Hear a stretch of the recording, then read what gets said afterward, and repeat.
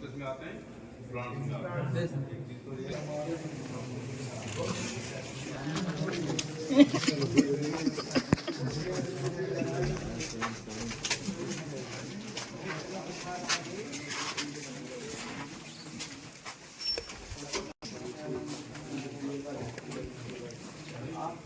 आ जाओ और भी आ जाओ, अंदर आते जाओ।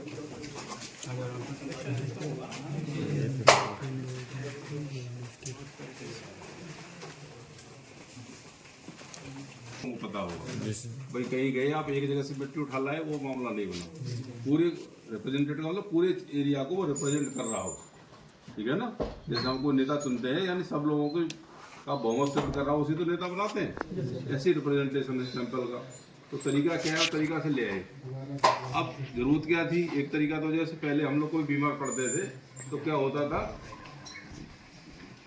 कोई बीमार पड़ते हैं तो क्या करते थे पुराने लोग, तो ऐसे ऐसे वैद्य जो होते थे वो नवज देख के, आंख देख के, जीभ बाहर निकालो, बताते थे कि हाँ लक्षण देख के तो भाई तुमको ये सिम्टम से बीमारी है, तो उसकी दवा देते थे, सही हो जाते थे।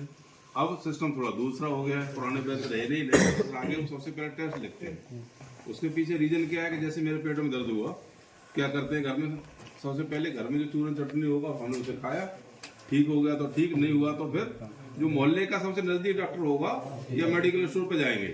जनरल प्रैक्टिस यही है कि भाई ऐसे हो रहा है, उसने दवा दी, उससे ठीक हुआ तो ठीक, नहीं तो फिर हम बाहर जाएंगे। जब बड़े डॉक्टर के पास नौबत आती है तो बड़ा डॉक्टर क्या करता है, सबसे पहले टेस्ट लिखता है, कोई टेस्ट कराइए, उसके बाद कोई दवा देगा ही नहीं आपको। टेस्ट कराया, अल्ट्रासाउंड कराया, पता पड़ा भाई इसमें तो पतली हो रही थी, दवा हम कब्ज की, चूरन की क्या क्या खा रहे थे, स्टोन की प्रॉब्लम है तो स्टोन की दवा से सही होगी। तो वही चीज सेम कंडीशन ये है कि मिट्टी में प्रॉब्लम आ रही है, इतने केमिकल और फर्टिलाइजर और इंसेक्टिसाइड पेस्टिसाइड डाल दिए, कई बार बढ़ने की प्रॉब्लम आ गई। हम सोच रहे हैं कि वही सिम्टम्स का हमारा जिंक की डेफिशिएंसी में आता है, वही किसी फसल ने ज़्यादा ओवर डोज दे दी हमने तो पौधा जल गया। अब कंफ्यूजन है कि ये कमी है या ज़्यादा है, उसकी जांच कहाँ से पता पड़ेगी, टेस्ट से। उसके लिए हम सैंपल टेस्ट ले कर किया, तो ये मैक्रोन्यूट्रिएंट की लैब है, इसमें मैक्रोन्यूट्रिएंट करते हैं, ठीक है।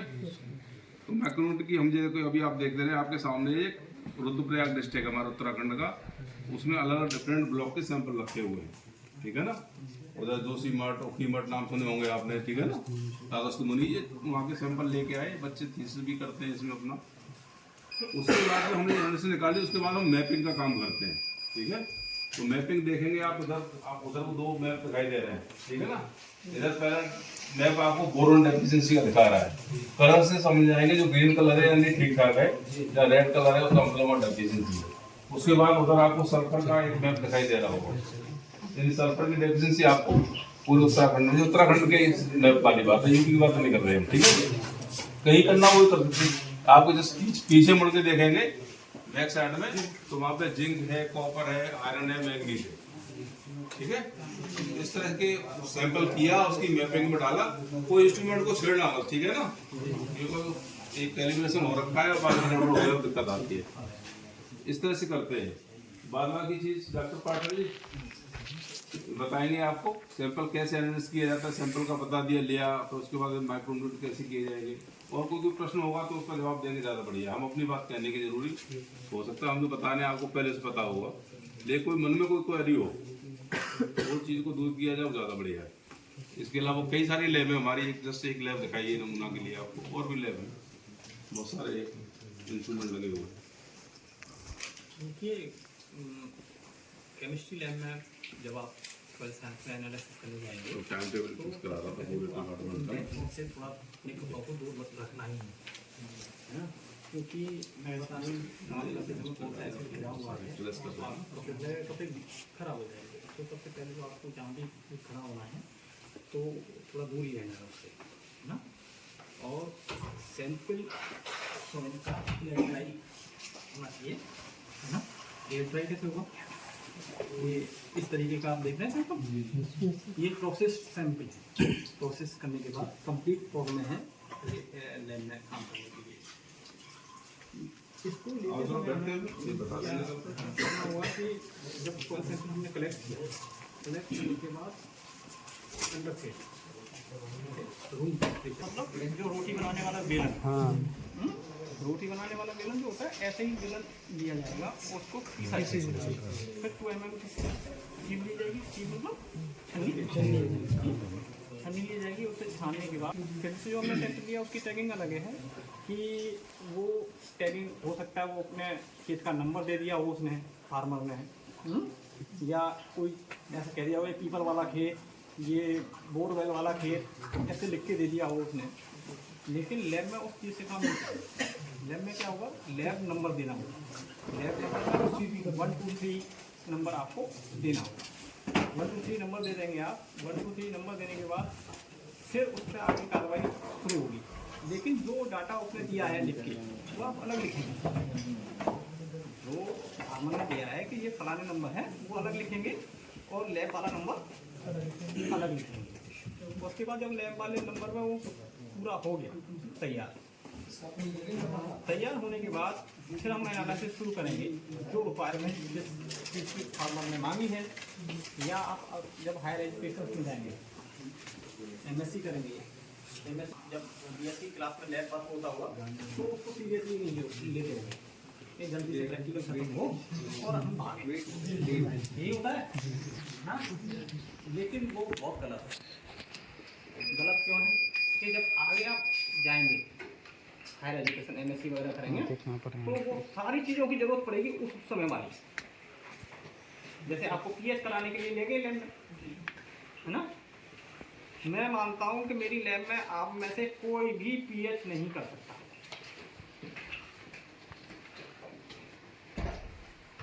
क्यों नहीं कर सकता? कारण बताता हूँ। देखिए क्या होता है कि PH मीटर के जो बफर सॉल्यूशंस हैं उसमें हम 4 and 7 and 9.2 है ना, ये लेते हैं बफर सॉल्यूशन। तो बफर सॉल्यूशन को बनाते समय हमें बहुत ध्यान देना होगा। उसकी टैबलेट्स आती है, ठीक है। एक टैबलेट को लेके 4 की टैबलेट ली तो 4 की टैबलेट को लेके हम उसमें 100 ml के वॉल्यूमेट्रिक फ्लास्क में डिजोल्व करना है। 100 ml का मतलब एग्जैक्टली 100 ml। तो एग्जैक्टली करते समय आपको अगर मेकअप करने के लिए बोल दिया जाए तो आप लोग मेकअप में भी एक आध पॉइंट ऊपर नीचे कर सकते हैं। लेकिन उसकी एग्जैक्ट जब हमें किसी चीज़ को करना है, इसमें मार्क हो रहा है, इसमें मार्क होता है, ये मार्क हो रहा है। अब बहुत सारे लोग क्या करते हैं कि मार्क को देखते समय उसकी आउटर लाइन इस मार्क पे आई और आपने बंद कर दिया कि हो गया, नहीं, वो मेकअप नहीं होगा। कि जो वॉल्यूम है उसका नीचे वाला बीच वाला पैदा जो आप मेकअप कर रहे हैं, बीच वाला पैदा इसके लेवल में होना चाहिए। बीच वाला जो पानी जो मेकअप करेंगे ना तो इसका लेवल इसके लेवल को छूना चाहिए, मार्क हो रहा है तो ही जो 100 ml ये जितना भी मेकअप कर रहे हैं उतना ml मेकअप हुआ, ठीक है ना। प्लस उसके बाद जब हम बफर सॉल्यूशन तैयार कर लेंगे तो PH मीटर को करीब स्टैंडर्डाइज करने में 1 घंटा लगता है। 1 आवर में क्या होगा, पहले हाफ आवर के लिए उसको ऑन छोड़ दिया जाएगा जिससे कि इलेक्ट्रिसिटी जो वोल्टेज आ रहा है, वोल्टेज में फ्लक्चुएशन होता है ना, वो 1-2 वोल्टेज ऊपर नीचे होता ही रहता है। आप कभी भी स्टेबलाइजर पर देखेंगे ना, डिजिटल स्टेबलाइजर पर, तो आपको 1-2 वोल्टेज ऊपर नीचे करता ही रहेगा। तो क्या करेगा इंस्ट्रूमेंट, जब 1 घंटे हम उसको ऑन कर देंगे तो उसकी इलेक्ट्रिसिटी को वो एब्जॉर्ब कर लेता है, फ्लक्चुएशन को एब्जॉर्ब कर लेता है और वो स्टेबल हो जाता है एक लेवल पे जाके, है ना।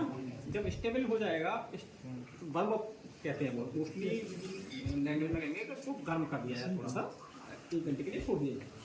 उसके बाद हम बफर सॉल्यूशंस लगाएंगे। बफर सॉल्यूशंस लगाए, जैसे एग्जैक्टली हमने 4 लगाया, 4 लगाने के बाद एग्जैक्ट फिर उसके बाद हम 7 से सेट कर रहे हैं।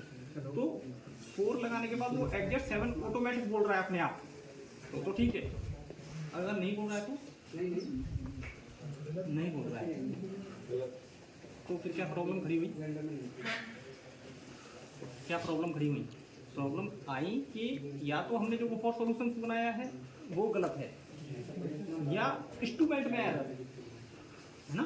फिर इंस्ट्रूमेंट को भी देखना होगा और बफर सॉल्यूशन को भी देखना होगा। दोनों को देखने के बाद जब एग्जैक्ट दोनों फ्रिक्वेंसी अपने आप सेट हो जाए उसके बाद हम कोई भी किसी का भी केस लेना लेंगे, है ना। सॉइल का तो आपको पता है 1:2 रेशियो रखते हैं, और जैसे 10 ग्राम सॉइल ली, 20 ml वाटर डाला और सेक किया, और सेक करने के बाद डायरेक्टली पीएच पे ले लिया, पीएच रीडिंग हो गई।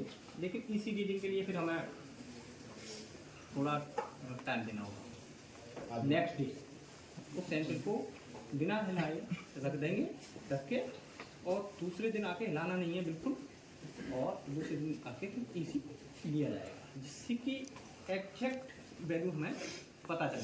कुछ लोग कह देते हैं किताब में भी लिखा है कि 2-4 घंटे वेट कर लो उसके बाद लगा दो, लेकिन वो थोड़ा सा कोई सॉइल का ऐसा है कि उसके पार्टिकल्स मूव भी नहीं कर रहे हैं, अभी क्ले पार्टिकल्स मूव कर रहा है और नहीं बैठा, तो क्लियरिटी जब तक पानी उसका जो आपने मिलाया उसमें पानी वो एकदम ट्रांसपेरेंट दिखने न लग जाए तब तक हम इसी नहीं लेंगे, है ना।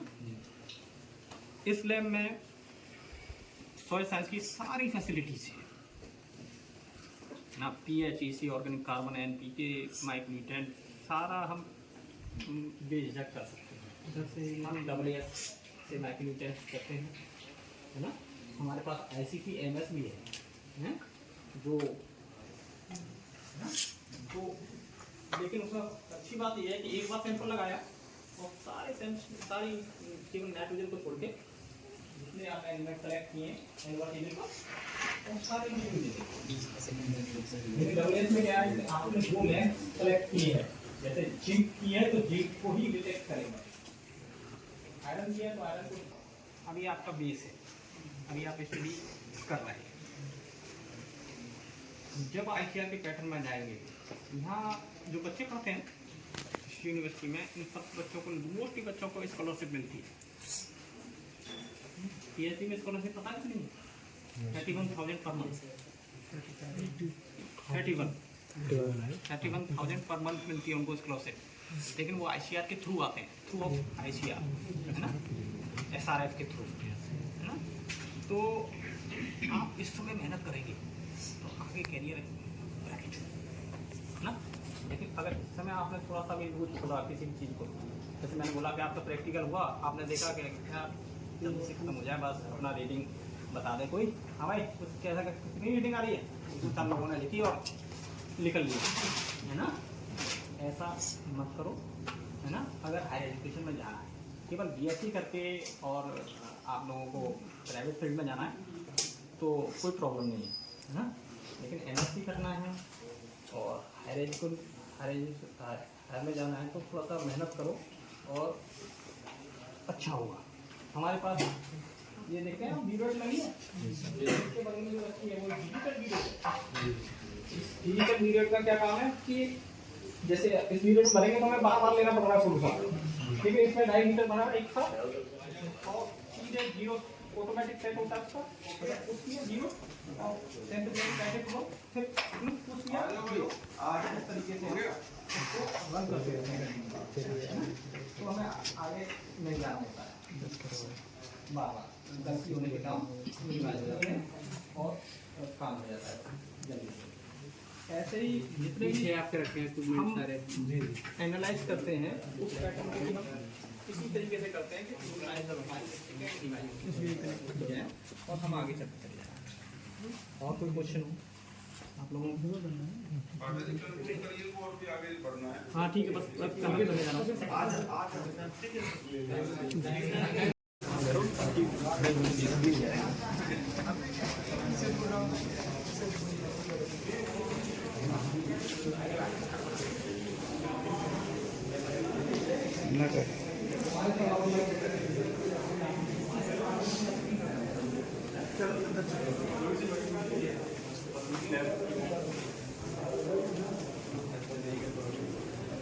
ठीक है, तो मिलते हैं। ओके।